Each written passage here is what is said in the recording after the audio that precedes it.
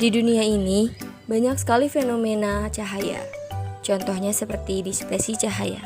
Dispersi cahaya adalah peristiwa penguraian cahaya putih menjadi cahaya berwarna seperti Mejiku Hibiniu yang terjadi melalui prisma lewat pembelokan atau pembiasan cahaya.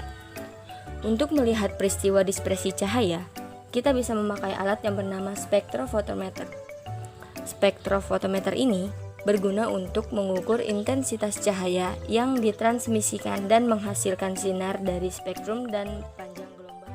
Alat dan bahan yang digunakan adalah spektrofotometer UV VIS 1 set, gelas kimia 100 ml 1 buah, spatula 1 buah, batang pengaduk 1 buah, pipet tetes 4 buah, gelas ukur 1 buah, corong 1 buah, standar dengan konsentrasi 4%, 6%, 8%, dan yang ditentukan, serta aquades dan larutan standar.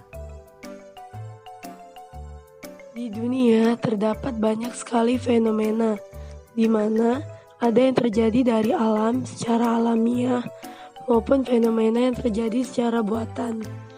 Terkait dengan fenomena tersebut, terdapat peristiwa penguraian cahaya, di mana peristiwa penguraian cahaya polikromatik menjadi cahaya-cahaya monokromatik pada prisma lewat pembiasan atau pembelokan. Akibatnya, terbentuk spektrum cahaya yang disebut dengan dispersi cahaya. Cahaya merupakan fenomena alam yang dipelajari dalam pembelajaran fisika. Pada percobaan kali ini, spektrofotometer memiliki suatu fenomena, yaitu dispersi cahaya. Dispersi cahaya sendiri adalah cahaya yang melalui celah sempit dan merambat, yang kemudian diubah menjadi susunan warna, di mana ada cermin prisma untuk membiaskan cahaya. Kemudian diberikan wadah khusus agar cahaya tersebut tidak merambat keluar. Kemudian terbentuknya spektrum optik dalam satu waktu cahaya akibat dari pembiasan cermin prisma. Kemudian keunikannya yaitu teknik grafting atau cermin dengan menggunakan ribuan cermin yang disusun sejajar pada alat spektrofotometer itu sendiri untuk membiaskan. Kelebihan spektrofotometer dengan fotometer adalah panjang gelombang dari sinar putih dapat lebih dideteksi, dan cara ini diperoleh dengan alat pengurai seperti prisma, grating, atau celah optis. Pada fotometer, filter dari berbagai warna yang mempunyai spesifikasi melewatkan trayek pada panjang gelombang tertentu.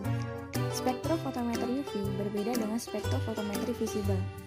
Pada spektrofotometri UV berdasarkan interaksi sampel dengan sinar UV.